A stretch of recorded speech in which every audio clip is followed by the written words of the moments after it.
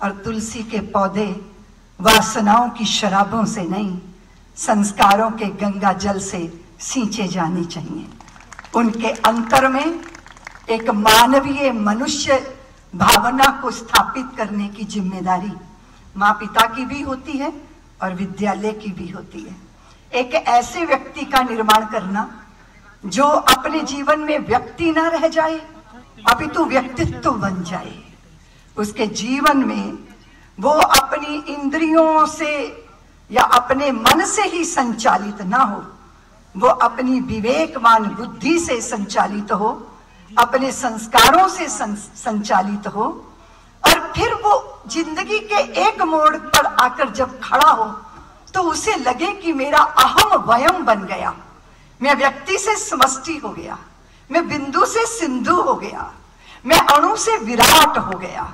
वो पूरी यात्रा बालपन के उस नन्हे मन में बोए हुए बीज बाद में पुष्पित और पल्लवित होते हैं, फलित होते हैं, सुरभित होते हैं। तो मैं पूरे भारत की जो परंपरा है, जो भारत का संस्कार है, उसमें जब झांक कर देखती हूं तो मैं देखती हूं कि मनुष्य अधिकारों के लिए नहीं है, वो कर्तव्यों के लिए है। कर्तव्य की भावना जब चित्त में होती है तो अधिकारों की लालसाएं कहीं दूर चली जाती हैं और व्यक्ति अपने आप में तीर्थ बन जाता है, अपने आप में उसके अंदर देवत्व उतर आता है। भारत की मनीषा से, भारत की देशना, भारत के संस्कारों से, संतों के सानिध्य में बनने वाली विभूतियों का एक बार दर्शन कीजिए। स्वामी विवेकानंद, उनको इटली की एक स्त्री ने कहा कि विवेकानंद बड़े खूबसूरत हो और बुद्धिमान भी बहुत हो, मैं भी बहुत सुंदर हूं, और अगर तुम मुझसे विवाह कर लो तो मैं वादा करती हूं कि तुम्हारे जैसे पुत्र को जन्म दे दूंगी। तो विवेकानंद ने छूटते ही कहा कि देवी, मेरे जैसा तो मैं ही हो सकता हूं, इसी क्षण से मेरी मां बन जाओ और मुझे अपना पुत्र स्वीकार कर लो। उनको समय नहीं लगा ये बात कहने में, क्योंकि जो असूलों में, जब आदर्शों में जिनकी स्पष्टता होती है, उनको समय नहीं लगता निर्णय करने में। जिंदगी तो हमेशा दोराहे पे खड़ा करती है। आप जो चुन लेते हो वो आपका भाग्य बन जाता है, पर आप चुनते क्या हो? दुर्योधन ने नारायणी सेना चुनी थी और अर्जुन ने नारायण को चुना था। ये तो अपना अपना चुनाव है, लेकिन चुनाव अच्छा हो उसके लिए बहुत बहुत गहरी दृढ़ संस्कारों की बुनियाद चाहिए। इसलिए मात्र सैलरी के नोट गिनने वाले टीचर बहुत कुछ दे नहीं पाते। तो हम देखते हैं कि गुरु शिष्य की परंपरा का ये भारत कहाँ विलुप्त हुआ, कहाँ भटका, कहाँ खोया। क्यों बच्चे घर वालों ने विद्यालय पे छोड़े? विद्यालय वालों ने कहा कि घर वाले अगर ज्यादा अच्छी तरह से शिक्षित होंगे तभी हम इन बच्चों को स्वीकार करेंगे। क्यों उस बच्चे को शटल ट्रेन बनाया गया? क्यों उसके प्रति किसी ने जिम्मेदारी नहीं ली? ये गैर जिम्मेदारी, हाँ, जिम्मेदारियां बहुत प्रसव पीड़ा देती हैं, आसान नहीं होती। कर्तव्यों को धारण करना, उस पे खरा उतरना, उसके लिए स्वयं की प्रामाणिकता होना, ये बहुत जरूरी है। भारत अपने तेज और ओज के साथ जिया। क्या हम निश्चित करेंगे कि हमारे बच्चे अगर किसी असुविधा के शिकार हो जाएं तो वो बिखरेंगे नहीं, क्योंकि वो सुविधा भोगी नहीं होंगे।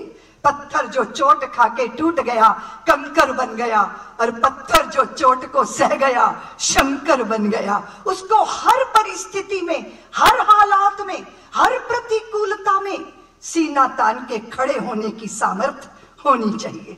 ये तब होगा जब वो देह से परे के सत्य को जानेगा, जब वो ये समझेगा कि मैं पदार्थों के लिए नहीं हूं, हाँ, पदार्थ मेरी सुविधा के लिए है। जब वो ये समझेगा कि सुविधा और सुख में फर्क होता है। पदार्थ सुविधा देते हैं, पर पदार्थों से सुख आज तक किसी को प्राप्त हुआ नहीं। सुख मणि क्या है? जब उसको इस विषय का दृष्टि होगी तो वो कभी छोटी छोटी बातों के लिए, छोटी छोटी वस्तुओं के लिए, कि पता चला पापा ने कहा कि मोटरसाइकिल लेके नहीं दूंगा, तो पता चला कि पंखे पर लटक गए। एक किसी वस्तु पदार्थ के लिए मुझे नहीं मिली वो पोजीशन जो मैं चाहता था, और फिर अपने जीवन को ही समाप्त कर दिया। ये क्या है? ये कैसा है? इस देश ने सर्वस्व का त्याग किया, लेकिन अपने आप के होने को कभी नहीं भुलाया। ये वो भारत देश है। मुझे तो एक व्यक्ति की याद आई, तो वो लड्डू बांट रहा था। किसी ने पूछा क्यों लड्डू बांट रहे हो? बोले मेरा घोड़ा खो गया इसीलिए लड्डू बांट रहा हूं। तो बोले ये तो पहली बार देखा कि घोड़ा खो जाए और लड्डू बांटे जाए। उसने कहा हाँ, अगर मैं घोड़े पे चढ़ा होता तो मैं भी खो जाता, मैं बच गया। इस प्रसन्नता में लड्डू बांट रहा हूं। सर्वस्व लुट जाए फिर भी मेरा कुछ नहीं बिगड़ा, ये दृष्टि विद्यालय देता है। और आप जानते हो कि नजर बदल गई तो नजारे बदल गए, किश्ती का रुख बदला तो किनारे बदल गए। इसलिए दृष्टि, दृष्टिकोण, नजरिया, उसने क्या देखा? वो क्या देखता है? वो अभावों को देखता है या प्रभावों को देखता है? नहीं नहीं नहीं, वो अपने स्वभाव में विराजमान है। और जब वो अपने स्वभाव में होता है तब उसमें करुणा है, प्रेम है, सौहार्द है, सौमनस्यता है, सहजता है, सरलता है, हृदय में अंतर तृप्ति है। संसार का सोने का पहाड़ भी हो तो हनुमंत लाल बनकर जब वो जानकी के अन्वेषण की यात्रा करता है तो वो मैनाक पर्वत भी उसको आकर्षित नहीं कर पाता। दो ही तो कमजोरियां हैं, एक भय और दूसरा प्रलोभन। और दोनों से अगर व्यक्ति मुक्त हो गया तो वो स्वतंत्र है, वो परम स्वतंत्र है। वो धरती का उत्सव नहीं महोत्सव है। फिर उसके हृदय की वीणा मीरा का एक तारा है, फिर उसकी वाणी कबीर के छंद हैं, फिर उसकी दृष्टि सूरदास की दृष्टि है, फिर उसके पगों में मीरा का नृत्य है, फिर उसके त्याग में भरत जैसी प्रतीक्षा है, फिर उसकी वीरता में हनुमंत लाल और अर्जुन जैसी गंभीरता है, फिर उसकी प्रज्ञा में ब्राह्मी वृत्ति है, और फिर जहां देखता है वहीं अपने ही परमात्मा का नजारा देखता है।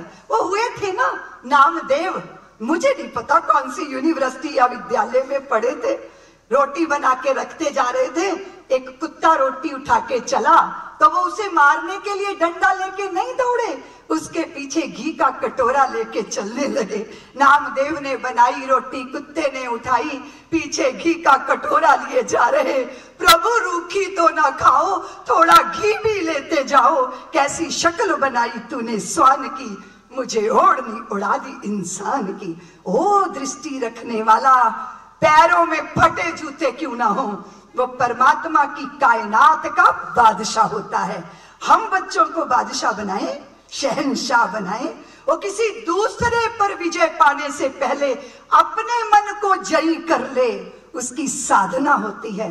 और साधना तब सिद्ध होती है जब सिद्ध गुरु प्राप्त होते हैं। शिक्षक मात्र शिक्षक नहीं है, वो गुरु है। शिक्षक सिर्फ शिक्षा देगा पर गुरु विद्या देगा, और वो विद्या जो बंधनों को काटती चली जाएगी। मैं बहुत वर्षों पहले गंगा के तट पर बैठी थी, मन में एक भाव आया, वो आपसे शेयर करूंगी। मैं अपनी सीमित बाहों में, बाहें सीमित है पर विराट असीमित है, इन सीमित बाहों में विराट को बांधा जा सकता है। मैं अपनी सीमित बाहों में बांधे हूं आकाश असीमित, मैं अपनी नन्ही चाहों में साधे हुए विराट अपरिमित। कोई शुभ संकल्प उठे तो मेरे प्राण चहक उठते हैं, मेरा अव्यक्तित्व मगर लगता मुझ में अस्तित्व समाहित। कोई पंछी उड़े गगन में जैसे मैं ही उड़ूं अबाधित, कोई मिले जीवन को उत्सव समझो मैं संयुक्त हो गया। कोई बुद्ध हुआ क्या जैसे मुझ में ही कुछ बुद्ध हो गया, कोई मुक्त हुआ क्या जैसे मुझ में ही कुछ मुक्त हो गया। चराचर में अपने आप का दर्शन करने वाली दृष्टि विद्या से प्राप्त होती है। एशियन स्कूल अपने इन्हीं मानदंडों को, इन्हीं लक्ष्यों को लेके एक नन्हे बच्चे को हाथों में समेटे और फिर अच्छे व्यक्तित्व के साथ समाज में सौंपे, कैसे होगा? वो तो कच्ची मिट्टी है, वो तो गीली मिट्टी है, वो तो बड़ी कोमल मिट्टी है, वो तो कुम्हार के चाक पे चढ़ी है। बनाते बनाते बनाते कुम्हार का विचार बदला, फिर कुछ और मिट्टी मिलाई, फिर कुछ और बनाया। मिट्टी ने कहा, क्या बना रहे थे, अब क्या बना रहे हो? कुम्हार ने कहा, पहले चिलम बना रहा था, अब मेरा विचार बदल गया, अब मैं सुराही बनाऊंगा। तो मिट्टी ने कहा कि चिलम बनाते तो लोग मुझ में आग जलाते, तम्बाकू डालते, मैं जलती रहती, औरों को भी जलाती। अब सुराही बना रहे हो तो लोग मुझ में पानी रखेंगे, जल रखेंगे, मैं शीतल रहूंगी, और जो मेरे पास आएगा वो भी शीतल हो जाएगा। तुम्हारा तो विचार बदला, पर मेरा तो संसार बदल गया, मेरी तो दुनिया बदल गई। वो कच्ची मिट्टी जिन लोगों के हाथों में होनी चाहिए वो सधे होने चाहिए। उन्हें पता होना चाहिए कि वो बच्चा किताबों से नहीं सीखेगा, वो सामने वाले के आचरण और व्यवहार से सीखेगा। उनमें कितनी संवेदनशीलता है, वो कितनी करुणा से भरे हैं, उनके पास कितनी सहमति का भाव है। वो तुलना नहीं करते, वो प्रतिस्पर्धा में खड़ा नहीं करते, वो अंतिम बच्चे की ऊपर भी दृष्टि रखते हैं, और वो दृष्टि है नहीं है, उपेक्षा से भरी नहीं है, वो प्रीत और प्रेम से भरी है। इस भाव के साथ विद्यालय बहुत बड़ी भूमिका निभाते हैं। एशियन स्कूल ने बहुत, मैंने, राजीव जी ने मुझे बताया कि दीदी माँ बहुत सुंदर, बहुत प्यारे लक्ष्य हैं, और निश्चित रूप से आप इन लक्ष्यों को प्राप्त करेंगे। हम आने वाले भारत को समृद्ध भारत, प्रसन्न भारत, आनंदित भारत, शराबों के ठेकों पर लाइनें लगाने वाला भारत नहीं। पीने का दिल तो करता है, बिना नशे के तो जिंदगी कुछ मजेदार होती नहीं, लेकिन जाम पर जाम पीने से क्या फायदा, रात को पी सुबह को उतर जाएगी। अपने मोहन से ऐसी तू नजर मिला, सारी उम्र नशे में गुजर जाएगी। जो नशा करना जानता है ना, उसे पता है नशा वो होता है जो बेहोश ना करे, बाहोश कर दे। राष्ट्रभक्ति भी नशे की तरह होती है, प्रभु भक्ति भी कम मस्ती नहीं देती। जीवन में किसी भी तरह का कोई लक्ष्य बना लो, वो लक्ष्य भी नशे की तरह सरूर देता है, बेहोश नहीं करता, बाहोश रखता है। ऐसी होश से भरी, तेज से भरी, ओज से भरी राष्ट्र जिन पर गौरव करे के मन में खुशी छा जाती है, आंखों में सरूर आ जाता है। जब तुम मुझे अपना कहते हो, अपने पे गुरूर आ जाता है। देश बच्चों पे को लेके गौरव करे, परिवार अपनी संतानों का परिचय देते गौरव का अनुभव करे। ऐसी संतानों का समर्पण ये द एशियन स्कूल समाज को करेगा। इस शुभकामना के साथ, इस आशा के साथ आप सबके प्रयत्नों को प्रणाम करती हुई मैं अपनी वाणी को विराम देती हूँ। जय भारत, जय श्री राम।